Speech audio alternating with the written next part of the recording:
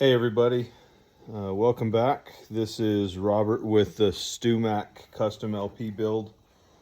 Um, so I've been doing some painting on the face. I've got those videos that I'm going to tie in with this one. I'm going to talk about it a little bit, and then I'll show the videos sped up of me laying down the lacquer for the face. Went pretty well for the most part. As I've said before, I do a lot of painting, but I usually use a spray gun. So using the lacquer rattle can has been something that's new to me. I've never really used rattle cans to paint anything of any relative importance before, but they offered it and I wanted to try it.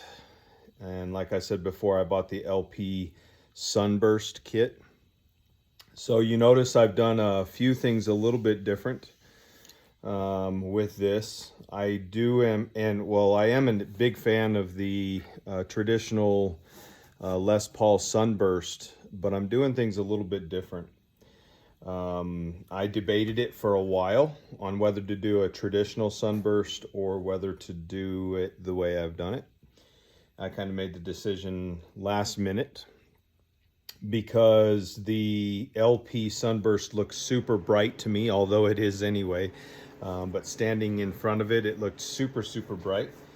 But we'll see. We'll see how the whole thing looks. My plan is today we're going to mask everything off on the face, and then we're going to paint everything black. So the traditional Gibson Les Paul Sunburst has got the cherry red on the back of the body, the neck, and the back of the peg head, when the front of the peg head is black with the LP logo, the Les Paul and Gibson logo. I'm going to do the whole thing black in the back, and because of that I decided to bring the black up over the edges of the LP. Now I'm still going to shave the trim on here and open up the trim, so you will see that. I'm not just going to leave it painted, although I've been looking through a lot of photos and I've seen a lot of LPs that do have the painted trim on there. So you'll see when I painted it, I painted the vintage amber first. Sorry, the logos are off on this, but it's the guitar lacquer from Color Tone. This is from preheating the can in water is why I lost those. But you'll see how I sprayed down the vintage amber. Worked great. Heating definitely makes it spray better, to where I don't get spitting with the lacquer. We figured that out really well on the sealer that we put down. So I just went ahead and did that from the beginning. I ran as hot a water as I could get out of the sink into a tub, and then I let it sit in there for about 10-15 minutes and really make sure that the lacquer inside of this can was nice and warm. And then I vigorously shook it for about 2 minutes before I started the spray pattern. And then I kept a nice good spray going across without sweeping up and down, straight across. You'll see me change directions a few times in order to get in here next to the neck on the body. So I went ahead and laid down the vintage amber. It looked great, beautiful. I put 2 coats of that on because I didn't really want to cover any of the grain from the flame top. And I've got really good grain tone, but a good coverage of that. So I was happy with 2 coats. I put the first one on really light, and then I came back and put the second one down and made it a nice even layer. So then I came in, I let that dry for 24 hours. I put 1 coat on in the morning time, and then I put another coat on about 3 p.m. and then I let it dry for 24 hours, well, until the next morning. And then I sprayed the cherry red. Now, traditionally, Gibson with their Sunburst does a teardrop pattern. So usually they do a really thin line, about as thick as what you see the black right here. They do a really thin line all the way around, and then they come in straight towards the neck here. So everything teardrops. That's the traditional pattern for the sunburst. And there's a lot of open space that you see the vintage amber. I brought the red in a little bit further because I wanted to lay this black down on the edges. And I did not teardrop the black. So what I did is I ran the red just really, really light, and ran the red across here around the edges. I did bring it in for the teardrop down here, and then I brought it in a little bit further. Primarily I put it down pretty thin and let the fade in come in. So most of my spray was towards the edge, and I just let the overspray kind of come in and create the fade. And then well, of course I let that dry for 2 hours.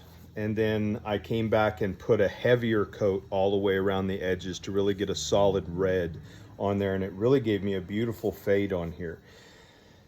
And then I laid the black. What I did is I waited about 7 hours and let the red really set in.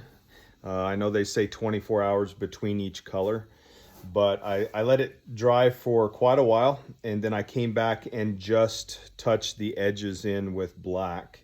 Now, one thing I did notice with the red and the black is you get button happy with the spray can. Something I don't normally experience with the spray gun. But when you get button happy, no matter if it's hot or not, it's gonna spit on you. And so as I'm coming through the sides here, I start spraying off the face, come onto the face and make my pass, and then come off the face before I let up. And that's because your traditional spitting will happen right when you push the button and right when you let off. But that motion is a faster motion, and you end up coming in and just touching one area, touching another area in order to try to touch that up. And I ended up getting a slight spitting. I don't know if you can see it. A slight spitting with the black right in this area here. So beautiful fade with the black, nice and solid black on the edges like I wanted, and a really aggressive but beautiful fade right here. This turned out exactly the way I wanted it to. So that was great, but the spitting here coming around the edge, and then the main reason is because I was really trying to get that dark edge without overspraying and causing it to be really wide, which I did have a tendency of doing up here. This is a little wider of black than what I originally wanted down here. And I didn't want that to happen out here on the body. I wanted it to be a nice even line thickness all the way around. And because of that and me getting button happy coming around this corner, it splatters. Now, whether I start and stop off the board or not, the splatter is going to happen in different directions because it gets a buildup at the nozzle. And so when you go to hit it, it blows that out. So I don't know what I'm going to do about that. I don't want to sand on it because I don't want to fade anything. If I sand here, I'm going to have to sand the whole thing. And I love the tone and the fade that I have in both colors right now. I took a razor blade because I'm thinking, okay, that lacquer's on top of the other lacquer. The other lacquer was pretty much dry. And I worked on one little spot, and yes, it did take the black off, but it's really adhered to the amber underneath. So without damaging it, I was thinking I might be able to just scrape those black dots off. That's not going to work. So I don't know what I'm going to do. With that, I think I might just have to live with it, which is an imperfection here. But, you know, hey, this is my first custom guitar from a build kit. So we live and we learn. It's not too bad. It's not too noticeable. I mean, the whole face is really good. I did get a little bit of a red dot here. Can't really see it at all. But I've got that black splatter in through this area right here. So that's right where my control knobs are going to be. So hopefully that'll take away from some of that. I don't want to put a plate down or anything right here, so that might be something I live with. So anyway, so again, I used the cherry red, the vintage amber, and the gloss black that comes in the kit. And today, oh yeah, by the way, so what I used, we talked about this in another video, to mask off the neck was the high heat temp tape, which is kind of a plastic tape. I usually use it when I'm baking with ceramic products at 300 degrees, and it's designed not to come loose at that temperature. So it works really good. It creates a beautiful seal. So you can see the edges here where I masked it off. I masked it off just short of the edge here, and I got a pretty good fine line. This area here in this bend kept lifting here, so I got a little bit of an overspray in here, but I'm not worried about that because we're going to go in and we're going to shave the trim on this. I will tell you I'm kind of worried about that. They make it look super easy on a lot of the videos, and I've watched a video on several different guitar builders and refinishers, including the videos that Stewmac has. And they show you how to make this little blade just out of a piece of metal and then shaving it on a grinder in order to get a perfect edge on that, and using your thumb as a guide in order to go around. And they do that thing so fast, yet they tell you to take your time. But I'm kind of nervous about it, because I'm nervous about coming right to the edge and not going over it and into the wood, because the top part here is super, super thin. Why this is a little bit thicker, so I'm worried about it on the face, but we're going to attempt it when we're all said and done. So I've got the face or the neck masked off, and I'm going to keep it that way. I'm not going to change anything. But today I'm going to mask off the trim here, and then the face. So I'm going to try to keep from sticking tape to this as much as possible. It's been a week since I've sprayed this. It's Friday. I did it last Friday. So it's been a week. So at this point it should be pretty stable. My direct tape is going to be to the edges, to the trim on the edge, and mask that off.